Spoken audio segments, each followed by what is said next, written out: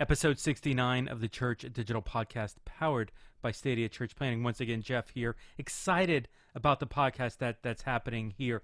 Awesome topic. How do we get back into our buildings? What's the plan? What should the plan be? What should we be taking into consideration as we're heading back into the buildings?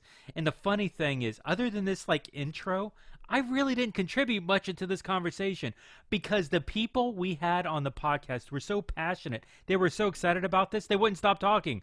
And through the process, we had a fascinating conversation about how to be digital first in this season. In addition to going into the buildings, which is important, and the buildings play a role. Have we learned anything in this season towards being digital first? And so that's the conversation that we're having. It's an awesome conversation. Matt Welty, technology pastor out of Crossroads up in Cincinnati.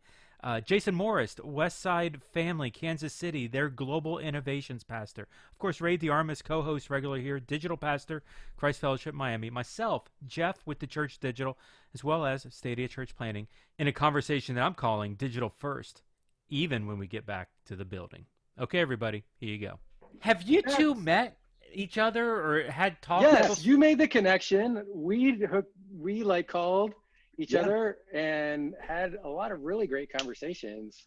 Awesome. I'm really kind of curious to see what Crossroads is thinking now on this particular topic for the podcast, because you guys were already probably a couple of steps ahead anyway from most churches.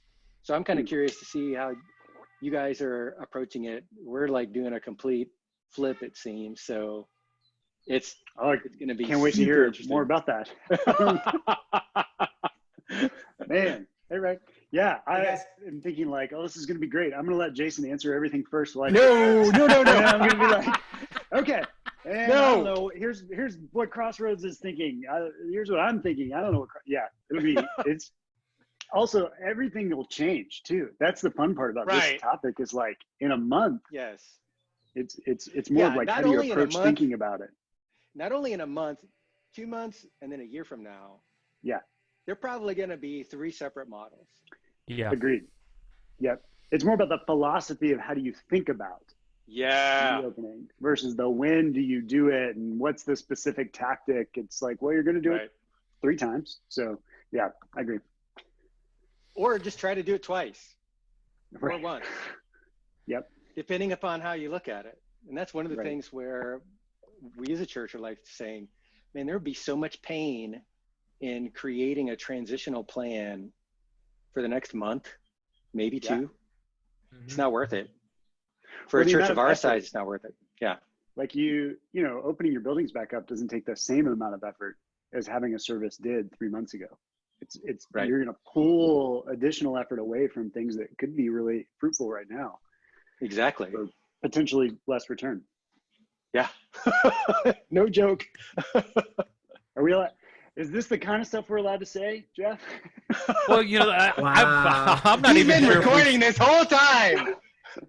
I'm not even sure if we officially started this thing yet. You guys just kind of dove straight into it. That's awesome. I told Ray, I was live. I mean, this is all day. This is all I'm thinking about. Getting up at 3 o'clock in the morning, thinking about this stuff.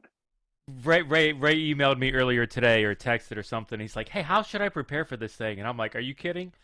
We're going to let these 2 guys go in the room. We're going to press record and they're just going to go.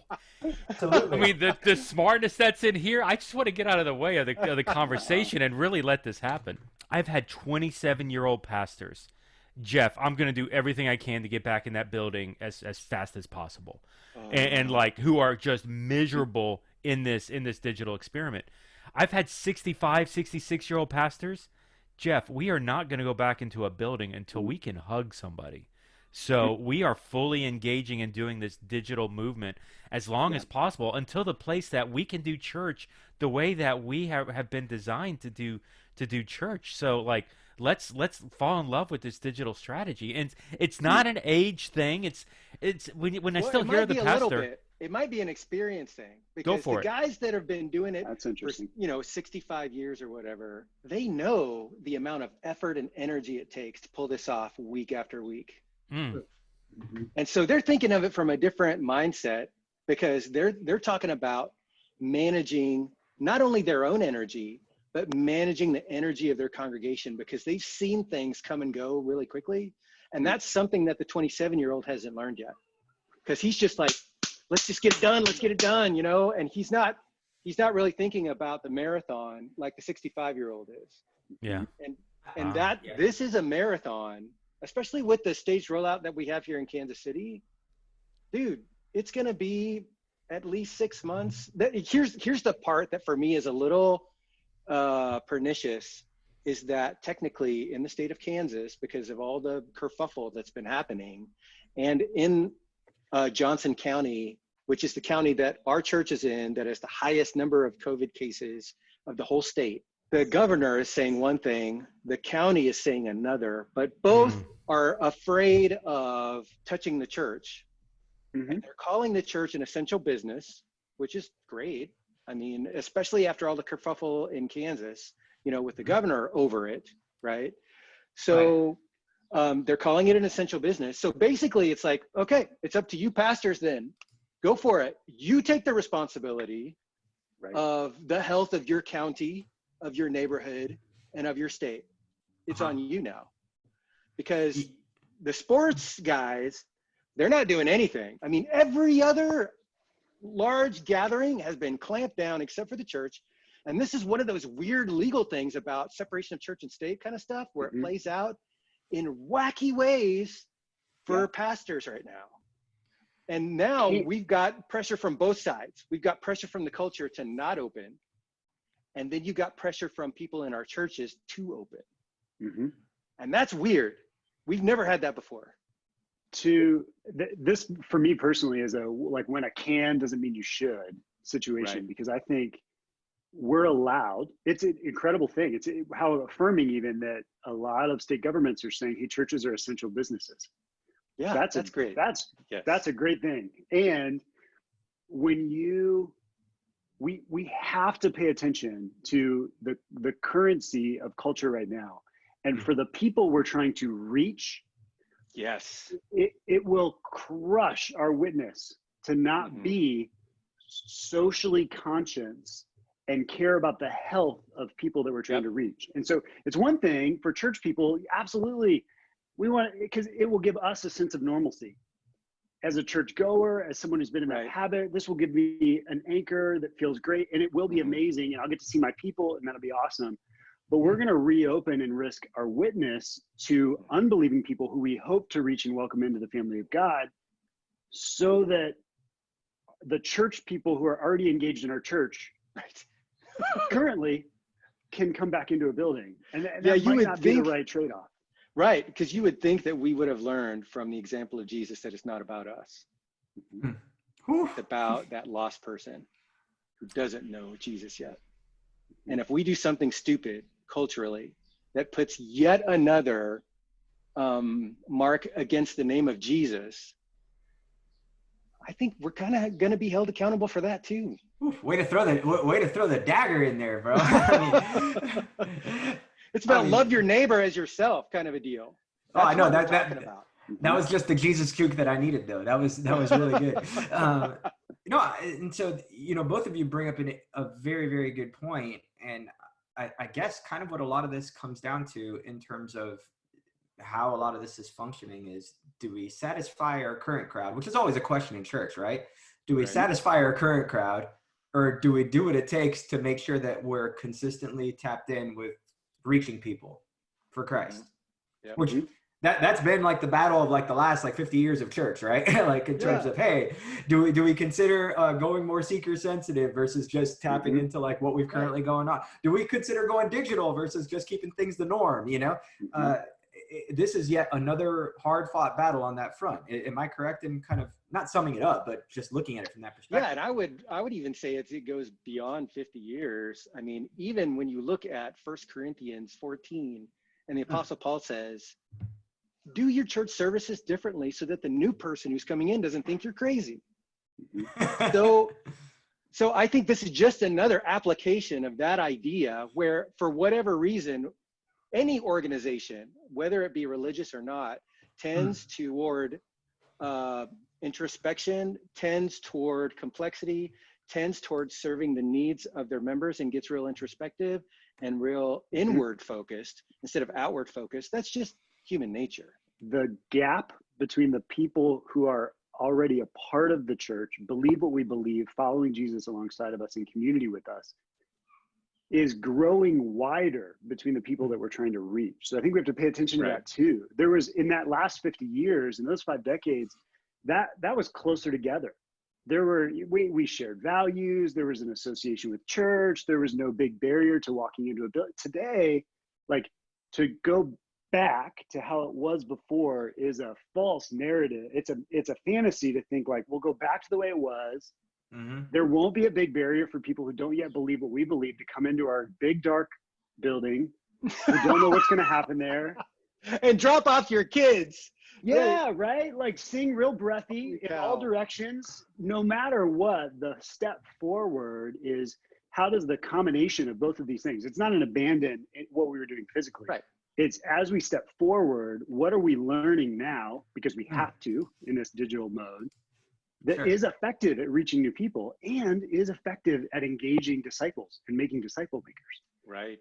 And then what do we add back in as we can, and when do we do it? And there'll be hopefully lots of different variations of that, depending on the church. Yeah, one of the really great quotes that, I don't know, maybe Jeff, you posted this or something. I don't remember who posted it, but it was an Alan Hirsch quote where he said that church in COVID season right now is having to do things completely differently. It's like playing chess without your queen. Yeah. So what it does is, really good chess masters will practice without their queen. And what we're learning right now is, I personally believe that Jesus is forcing us to be really good at our game so that we can find other ways of doing the disciple making mission that Jesus called us to do without a Sunday weekly service. So that we can explore all these other things and discover we have more power at our disposal than we realize. And the queen is always nice to have, but it's an add-on. And what has happened, I think, in kind of this punctuated church history of the past 3 or 4 months is, it used to be that churches had they were an on-site church with an online add-on. Now in COVID season, everybody's an online church. And post-COVID, we'll see what happens, but I'll tell you that there are churches that are forward-thinking from the things we're learning right now and how to play chess well, and realizing how much power and how many more pieces we actually have on the board, that they're considering, like our church is considering, flipping to becoming an online church with an on-site add-on. And that's a different model that I think is more scalable and has more potential for leadership development, and probably is even a little bit closer to what we find in Scripture. And I definitely think that it's probably going to be more effective with the culture that we will find ourselves in post-COVID season. I mean, at the end of the day, I think all of this is playing, and it's funny. I think 2 or 3 times the whole Alan Hirsch Queen has come up through blogs or podcasts. It's been a common theme. We have used the Queen. The American church, has used the Queen way too much, and as a result of that, we became that's the only tool that we would use on the chessboard. This has removed it, and I do think it has a place. The guy who's like director of digital church planting, it's my job to plant digital only churches. I am saying there is a place for a physical location in that, and even in that though, we need to realize it's a tool, not the method towards it. And so that's where I think hopefully churches, and I love this idea of digital first, where, and this is really the thing that I wanted to kind of park on, because it's a different mentality. Jason, to your point, it was physical first, and then maybe an option of digital. I mean, and you were far more aggressive in that maybe 10% of churches who were broadcasting pre-COVID, but for the majority of the church, it was physical first, and digital is like, get the people in the physical building. That's it. There was not looking at online as discipleship opportunities within that virtual space. We've got a season now here to pivot. Matt floored me when we were talking about this podcast when I invited him in, and I was like, hey Matt, come on, I want to talk about when we get back to the building. And Matt, email, text, whatever it was, he's like, he called me out, which I love. And he's like, Jeff, you're looking at it backwards. We're not going back to the building. We're implementing physical locations into our newfounded digital strategy. And in that one statement, I'm like, oh my God, I have told that story to 15 people, because it's like, when we're doing this, when we're even considering this, let's not forget everything we've learned, but let's add to it. So I want to hear this. So Matt, I mean, I've got some things that we've been doing that I could share, but I really want to hear what Matt has to say, because they've been doing micrositing and they're a few steps ahead of the game on that front. And so I'm kind of curious as to what has changed in this season, what your plans are going forward, if you have any, or if they're just conjecture at this point. That's fine. I still want to hear it. They are conjecture. I mean, anybody who has a hard and fast plan is going to get that plan disrupted really soon. Right. So we don't have a hard and fast plan. It's a missionary mindset for me. It's the approach to the problem to go, we're not preserving and protecting our method of church. We are, as the people we're trying to reach, just like if we were to get picked up from America, we're in Ohio, so we're like in the middle of the middle, or I don't know, Kansas is maybe the middle of the middle. But go to a different country with a different language, we wouldn't go, well, everyone come do it the way that we do it. We all know this, like and so we would get in and do the native language. Culture has changed pre-COVID, but for sure, all of us are having to get gripped by this fact that the native language of the people we're trying to reach is digital. So this is our opportunity, if we'll let it, for God to show us the new capability we need in our organization. So we had experimented, if we're ahead, we're only ahead in experimenting and gathering up mistakes and figuring out as we go. But we have done the microsite, or the sort of more smaller gatherings, watch parties like Elevation is, and so many other churches are doing. Inside of the initial weeks of stay-at-home orders, our staff, like so many church staffs, have shifted to, great, we're picking up the phone. We've called every person in the church. How can we pray for you? In most cases, leaving voicemails. No one picks up the number they don't know. But that's a pretty nice voicemail to get. Like, hey, this is Matt from your church, And going, I think too, even the phone call thing, that's a great example of how, when we say digital first, digital first is still people doing ministry with people. Yes. It is just a different tool. That's the platform changing. Yeah. It's like if you were to go back to whenever buildings came online in 300 AD or something, you're like, oh, you guys are going building first? That's interesting. No, you're adapting to the culture.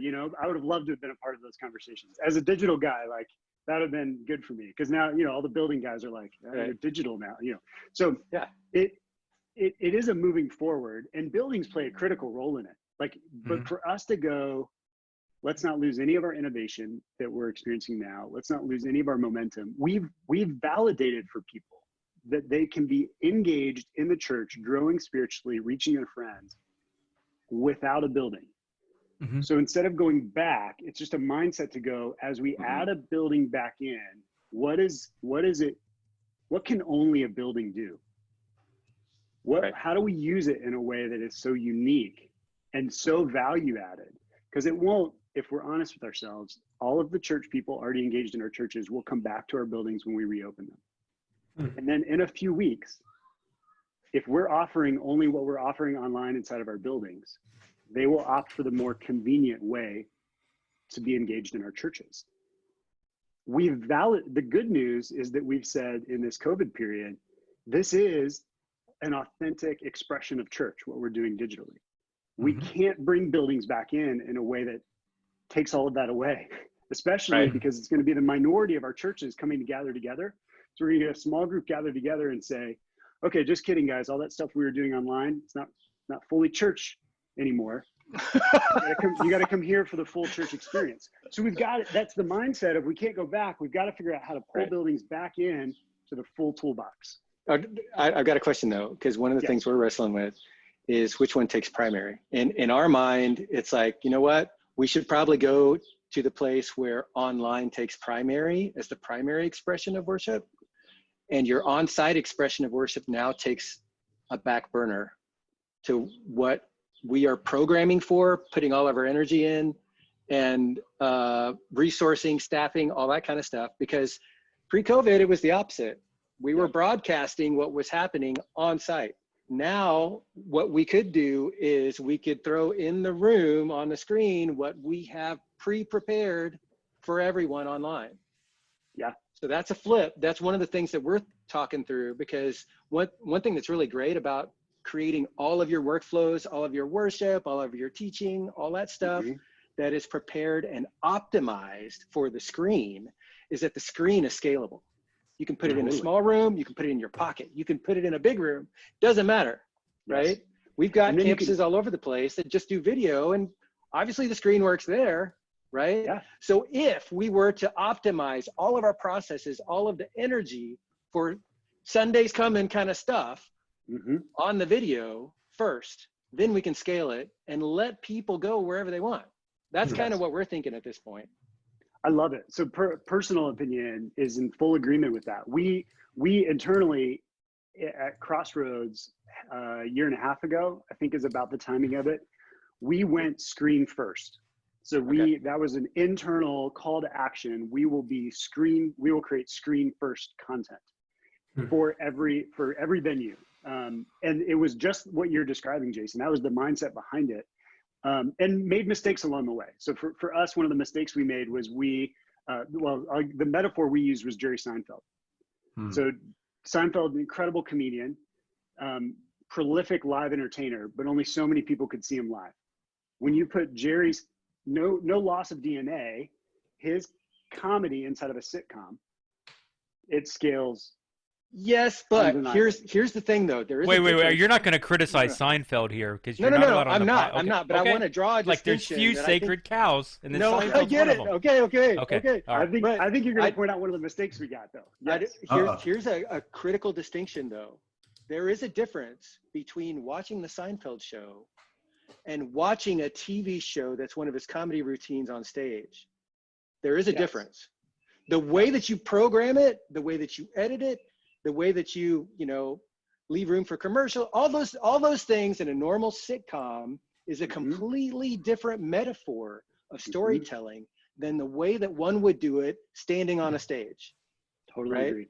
Yes. And what we're trying to pull off right now is not to recreate a stage experience on Sunday in our videos, but create a completely new method of storytelling altogether. And that impacts the way that we program, it impacts liturgy, it impacts, the way that we try to make it interactive, all of those things. And we're still experimenting. We've got one coming out this Sunday that I think is getting close. We're starting to figure it out, what we can do. But it's radically different, and it's very disruptive for people that are used to, like, the worship guys are like, what do we do? How do we do this? They want to do a stage thing, and everybody film it, but that doesn't fit in what we're trying to do with video first kind of stuff. So go ahead. I want to dig in there for both of you. I want to hear it from both of you, because Jason, by the time this podcast comes out, like, this will have already happened. So Matt, you're going to go next, but we had to basically take a stick of dynamite to the whole thing too, once we hit COVID, in terms of the service. And we had to say, okay, this made sense from exactly what you said, bringing a stage experience to online. Now when it's online first, the whole thing, the whole shebang had to change from beginning to end. Our experience in worship, the way that our worship leaders interacted with the camera, even the way that our communicators talk, length of sermon, etc. So Matt, for sure, you go. Jason, I want to hear what you guys got on the docket coming up this weekend. So we've experimented with some of this. So we've done on location teaching. So we've gone far away to different parts of the world to go, okay, we're connecting in the geography and what you can feel to the teaching background. That was an early experiment, and it was better than on stage teaching. Way more immersive, can play in more places. We tried a reality TV show format. So we used our camps structure, and we followed people through a 2-day camp experience, spiritual mountaintop, exceptional vulnerability, the whole thing. In 100 ways, it was great. And in 100 ways, we learned, like, okay, that was cool, but it was also a reality TV show. And all the people coming for church would say, that was a great reality TV show, but I wanted you to give me church. So on location teaching was a little bit better at that. Right? And so then our more recent versions of on location teaching are way more interactive. It's not just a backdrop where Brian was just in Israel, a story where Jesus puts mud in the guy's eyes to take away his blindness, but can't see until he walks the half mile from where this happens down to the river to wash the mud out of his eyes, which is a piece of the story I'd never thought about before. And so Brian, blindfolded with mud in his eyes, walks the half mile as he continues to teach about the doubt and the fear and you have to take action and faith and all these things. So that kind of that's at least for us at the moment, that new mode of storytelling to get the sermon across, which was great. What we found is that scales everywhere. And the great news is you can take that same video product. If you just play it in an auditorium, good, but not great. Because why come in for just what I could watch on my couch? But now in an auditorium, in a building, you can augment that with worship experiences from your worship leaders that can't happen anywhere else, from commentary from Brian or some of the other, so we'll do a in and out of video thing where Brian will play a clip of what you can watch the whole thing online. If you're in our buildings, you're going to see a 15-minute clip and then Brian's going to riff on it. And so it creates this even new in-room church experience. But to your point, Jason, you've created a new type of content that's now usable in so many different places, which is really healthy for our churches too, because most of our churches were made to only produce one thing. Right. We've optimized for the past 100 years. Even our buildings are optimized for one kind of experience. They do one thing. So if you flip that in COVID season and take this opportunity to get optimized to create screen first content, that may work for another 5 years. But what it will do is also create a capability in your staff and your organization to pivot again if you need to. So now what we're doing is our online experiences will be different than our in-room experiences. They'll share some of the same assets. Yeah, we're having that conversation too, and which is a little scary for me because I know all the work that it's going to take. Totally. But one thing that I think, to your point, that I've been talking about as well is if we create core content with which each environment can contextualize and add to as needed, and we know that this 15 minutes is not going to be a whole service. But this will be the core part of the service that keeps us all unified together as a church network, right? This is what we're all going to be doing on Sunday or Saturday night or whatever, right? This is what we're going to be doing this week, right? And each environment can scale it up or down as needed, including the online environment. So if the online environment, we've got 15 minutes of really high production, high quality storytelling via video, now I can do cut-ins and riff on that to just my online audience, right? Knowing that it's my online audience is the primary people that are going to be receiving it. This is something that's probably going to happen, 6 months down the road when everybody kind of settles into whatever their rhythm happens to be. And I will be able to minister to in a specific and contextualized way to that audience in particular, knowing that in the big room of 1,000 people or in the other room that we have across town with our multi-site, with 300 people, they're going to be contextualizing it differently, but we're all going to have that same core content at least. And that way, instead of having that core content come from one place on a stage, it is now storytelling from video perspective first. Yes. And I think we can have way more interactivity around that. One of the things that we're putting into the video thing for ours right now, and this is what we're experimenting with this Sunday, is to have a particular block of time set aside in the video with like a little countdown and stuff in there, and prayer prompts to have prayer moments in the middle of the video so that people can, wherever they are, gather their whole family together and say, okay, we're going to pray for this right now.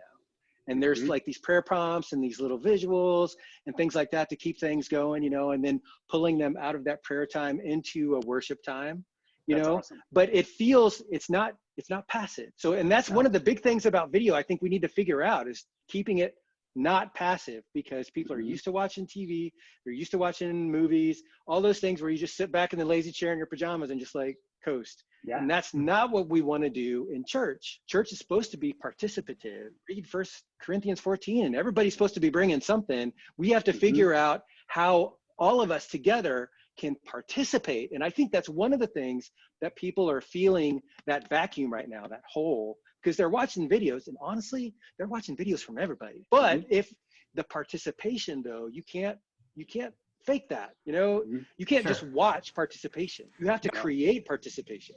So that's a great thought. And I definitely want to have that conversation eventually about how Christians are content overloaded and discipleship starved. Like we'll have that conversation down the road. I'm pretty sure Jeff will have us back on for that one. Really, what I want to know is, should we be creating more second screened experiences then, if that's the case, to ensure that people have that kind of conversation and that kind of participation?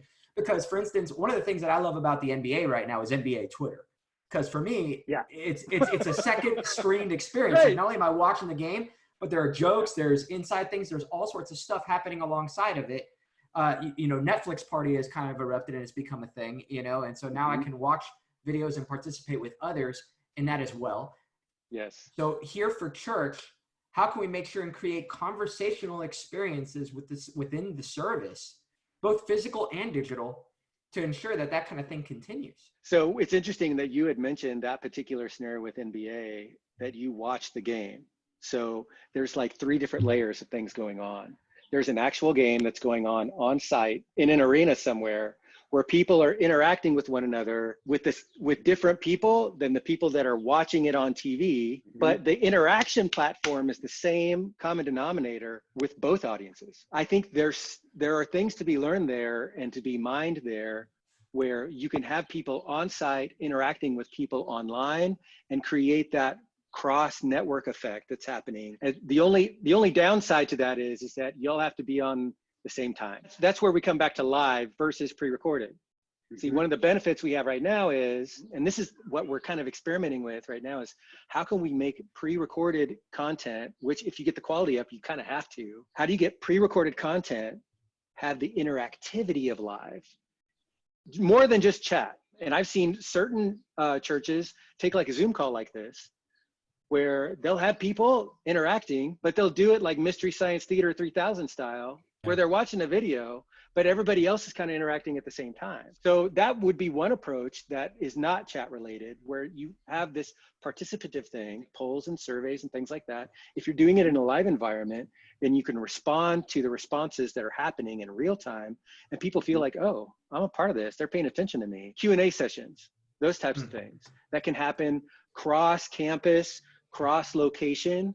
Just the timing thing is what you have to snap into when you create those interactive experiences. And that's where, for me, it's like, okay, how do we pull this off in a good way? So that's it. We're experimenting with this Sunday with these prayer moments. And I'm telling people, if you're in the room, you got people in the room, then pray with the people in your room. If you're by yourself or you're watching this later, pray in the comments. And or pray in the chat. So all of you are not alone. That is the thing that people want to feel. And that's why there's so much push toward going back to the building. It's because they want to feel part of something again. They want to participate again. And that core desire, we should really think about hard. Because if anything, any pastor wants to have is somebody who wants to participate. So let's figure that out in the digital space. And then when we put the on-site add-on, that'll just be easy at that point. Your prayer moment, Jason, I think it's brilliant. I can't wait to, I'm going to watch it, and I can't wait to hear what you, as you debrief it with your team, what happens. What it reminds me of is, if you guys have ever done a Google Sprint, they have this phrase they use in there that's called working alone together. I've never thought about it in this context, but what you're setting people up to do, even if they watch it on demand later on, you're pausing their moment, you're causing them to interact. And even if they're only interacting with their family or they're by themselves, they are with their church, they're doing something alone together. This is something our movement did, even if it's a little bit separated by time. And I think too, the chat during service, we've got to be careful about labeling that as community or as participation. It is for some. But also, when we go back into buildings, I don't think any of us are going to be like, and we'd love for everyone to just continue to chat during the sermon. And as we go online, that'll never happen. I don't think we should go back to a sermon. That's the thing. Be like, hey, everyone be quiet. We're going to do our thing now. Like, oh man. So online, thinking like, what are those core actions? What does participation mean? If I watch on my Roku the sermon this week, and I'm struck by this revelation, this teaching, this thing, that should lead me to an action. We have this know and do in all of our teaching structures, where we go, we don't want people to know more stuff. We want them to practice more stuff. So everything has to end in a do. So I think too, that second screen experience could be a second moment experience. So it can be not timed at the same time. It could be take an initial action, like this will be about it, like text something to this number, because on Monday morning we're gonna send you a stimulus to do X. Dude, there's an idea. Yeah, there's a good idea. You've created this participation. Yeah. But it's separate, and everybody can play. Even if I watch that on demand a year later, potentially with this, and so I think too, like when you're creating screen first content, you're thinking about evergreen interactions that people can have. Right. The other benefit that comes from the screen first content is you're setting yourself up not just for the scalability that weekend in different environments, you're automatically creating all of your long form on demand content for years to come that people search up. What's usable on social media, which I think we all have to figure out how to get the most out of every single resource right now and forever. But interaction is, I have a lot of passion around that, to figure out what does that mean in the digital space when it's mixed in with my life, happens in this, if I'm in this room watching church, how do I interact? What does that mean? But there are some tangible steps I can take in obedience and in response to God. And they can be in the moment worship, prayer. But you could extend the service well into the week, or maybe even start to get into some of that engagement discipleship stuff, because we're getting people out of content consumption mode into like, oh yeah, I did say I wanted on Sunday to do that thing on Wednesday. How helpful. My church just helped me follow through on that. One of the things that I think has been helpful in this COVID season, because the queen, in the same way where it can go laterally and diagonally, the queen, as it relates to the Sunday service, is both a building and a time. So, and it's a weekly thing. So we just went away from weekly and we went away from building. Those two constraints, I think you just tapped into as it relates to possible interactions where you could have like a staggered interaction where on one day you're saying, hey, respond in this way, and we will talk about it 3 days later when we have our prayer time together, live at 5, whatever that is. And you've like disintegrated two things. One is you disintegrated the building, the other you disintegrated weekly Sunday, which is super helpful, because we're finding in this time that we're getting more done daily than we could weekly. We're getting more done when it comes to parents, empowering them to pastor their own kids, and they're awakening to their own priesthood in their homes like never before. And we're getting feedback now where they're like, I don't want to send them to Sunday school, and that's because I don't like you guys, but I feel like I can do a better job. All of us should hear kids ministry is one of the reasons we always hold up as a unique thing that people come to the building for. Which is for sure true if you're early in your spiritual walk, if you haven't had some of those epiphanies you're talking about. But I do think a lot of churches are figuring out how to distribute the development and discipleship of kids. And so the competitive and that is one of the barriers is interesting. Yes. Yeah. That's one of the barriers too for a lot of the micrositing stuff. Because whenever you talk about like small groups, microsites, community groups, missional communities, the question always is, what are you going to do with the kids? Right. And we're figuring that out now in this time period, so that that is no longer an obstacle, because we've already got that figured out. We did it in COVID season. We can do it here. And that will unlock all kinds of scalability for us as the Big C church like we've never seen before. But there's other things too, where people, we're calling them up on the phone. They're having like these personal interactions, and they're saying things like, you guys never called me before. Which is true. Convicting. And that's an indictment on us, because we were depending on our queen too much, right? And so now we're like having these personal conversations, we're praying with people, and the people are telling us, this is more meaningful to me than Sunday. Sure. Thank you. And so if that's true, and what is also true, we did like this Barna check-in thing that a lot of churches are doing right now. And we got results back that were surprising to us, but not that unlike what are a lot of other large churches are experiencing too, where there were 3 basic questions. When it's time to go back to the building, what are your expectations? And question number 1 was, or the answer number 1 response was, oh, I'll come back. You guys, I'm in. You guys do whatever you want. I'm in, right? Right. That was only 19% said that. 13% said. These stats are your church, right? So 19% at Westside. Okay, at keep Westside. going. I'm sorry. And if I get the percentages a little off, it's because they were moving around a little bit as the survey went through. But the general, we'll send you hate mail.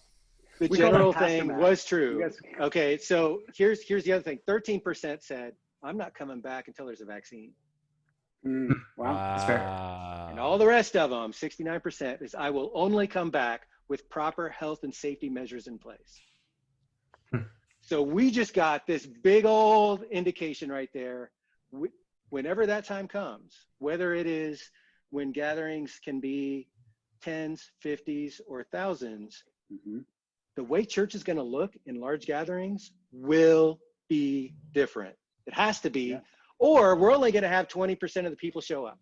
We might be actually okay with that, knowing that the rest of the 80% are online, getting the job done in their homes and in missional communities and stuff like that anyway, which kind of brings the question then, if we're getting twice as much work done, twice as much discipleship for half the cost, why would we want to go back to the building? So you use it for something different.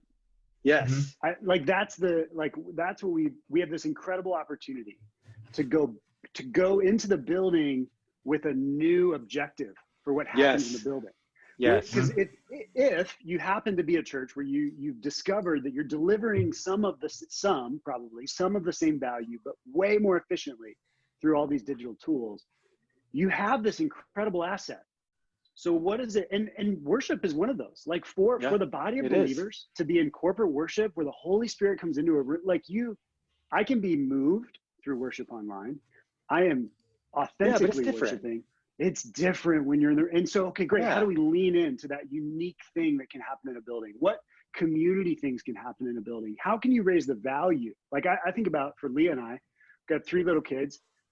You know what? If we could do date night and church in one, that sounds pretty amazing for us in a week. Like if we could come and Kids Club doubled as a babysitter and we could drop off our kid. So Crossroads is a bit different. So this next thing I'm going to say, I don't know if everyone will love, but like I can grab a beer and she can grab a glass of wine, and then we can go into church and we can have an immersive church experience and then come out and chat about it a little bit and probably run into some of our friends who are in a similar life stage before we go grab our kids from Kids Club. That's an offering that a building can do that I can't get online. And so it may or may not have anything to do with a sermon or worship music or the normal liturgies we're thinking of. Right. So as we go forward we think about bringing buildings back in, it's great. What do these add? Because we're not digital focused, we're not building focused, we're people focused. So what do people need to help them know Jesus, accelerate their growth to Jesus, accelerate their path to community, whatever you're trying to do, but potentially pick a new objective or a sharper one for what happens in your building and only bring it back to do that thing. Yes. So to your point, some of the things that I've got like on this list of proposal things that I'm like submitting, one of the things is to only use the building for like monthly or quarterly events, like the big ones. And when we do the big ones, we blow them out like just big time, high production that we can spend a lot of time working up toward, setting up the stage, doing all these things. So like when we launch a series, we're going to do it big. When we do Christmas, when we do Easter, we do back to whatever that happens to be, right? Do it really, really big, bigger than we've ever done it. And we do it once a quarter or whatever, and we can spend all quarter for that special event and have everybody there on those big things. And knowing that it only happens about once a quarter, if the COVID thing is still a factor, we can spread out those experiences over the course of a week. to disperse the crowd a little bit. It's going to make it a whole lot easier than to try to pull that off every single Sunday, because the dispersal of that will grind our staff into the ground. Because if you're thinking, like, in my mind, I'm just like, right now we have like 4 services at our largest campus, right? 8:15, 9:30, 11, and 5.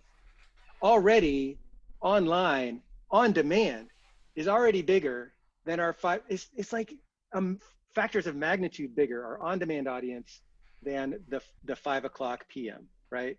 It depending upon which measures you use, which I use like super conservative measures, we can talk about that at a different time, but it's bigger than any other service, depending upon the way that you measure it, right? So, but in COVID season or post-COVID, when all these safety measures have to be in place, what is that going to look like? We can't have an 8:15 and a 9:30 and a 1-hour service because of the turnaround time that you will need to clean up and and then space people out.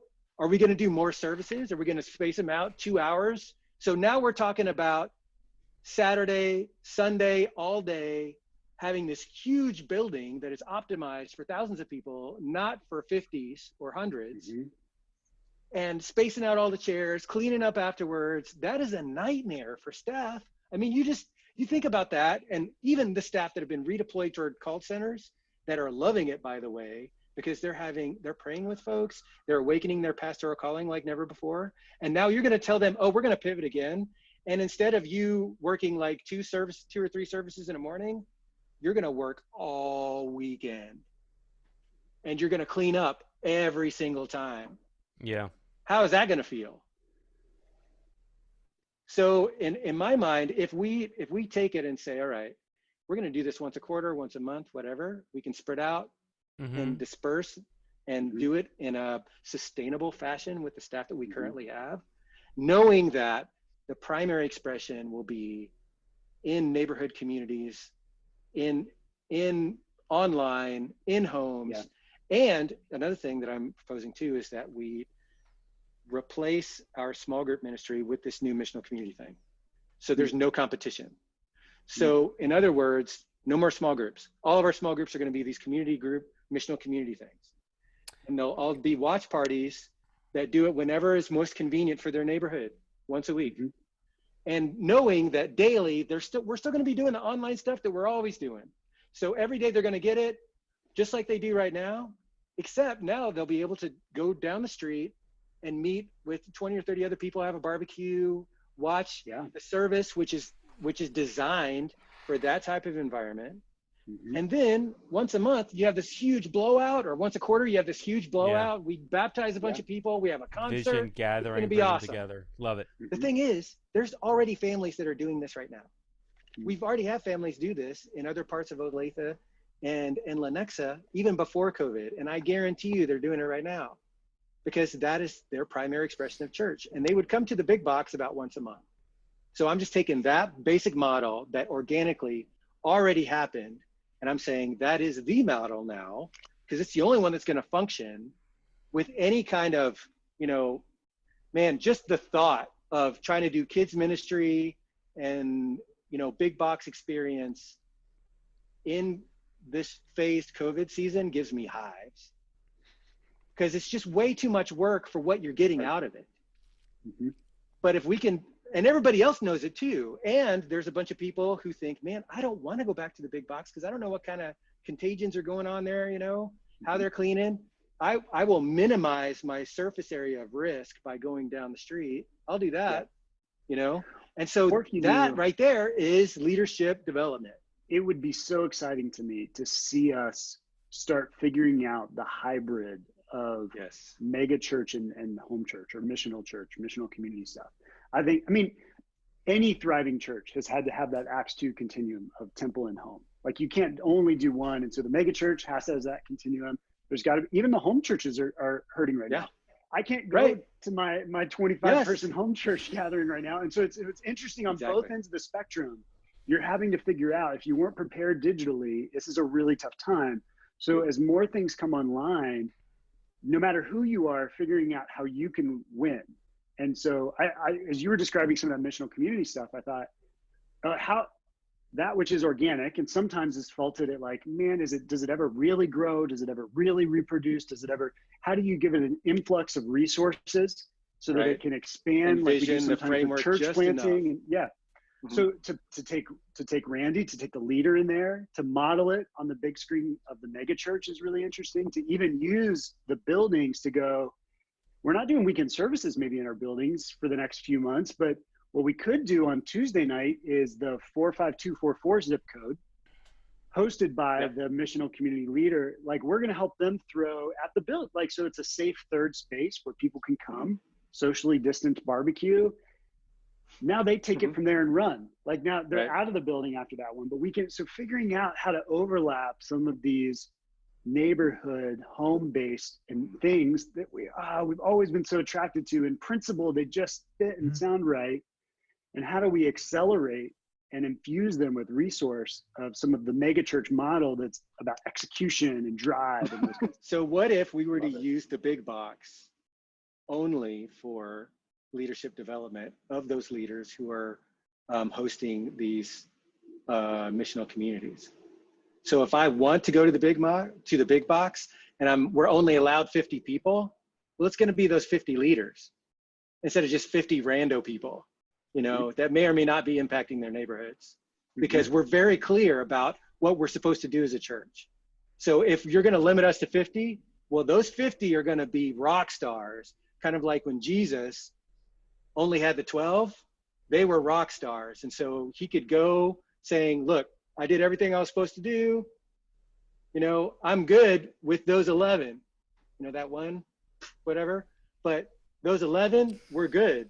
So if the state says, oh, you can only have 10 people, well, then we're just going back to Jesus, and we're going to dedicate all of our energies on that group of people, knowing that they will be leading others as well. It's not just micro sites. It's not just like we lived pre-COVID, we lived in this world that we thought was all these separate well, you're just a mega church, you're just a home church, you're just a micro site, you're just a missional community. It's the blending of these that is so interesting to me right now, to go like, it is the micro community while you're reaching tens of thousands of people potentially.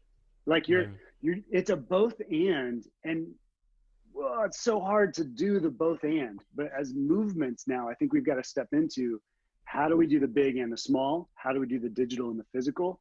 How do we do the very personal and the macro ministry that we might do? Like, it's all on the table, and figuring out where we can win in the both and based on your ministry and your church feels like this is the moment to capture before all of this lifts. So let me ask this, and let's pivot as we're getting close to wrapping up here.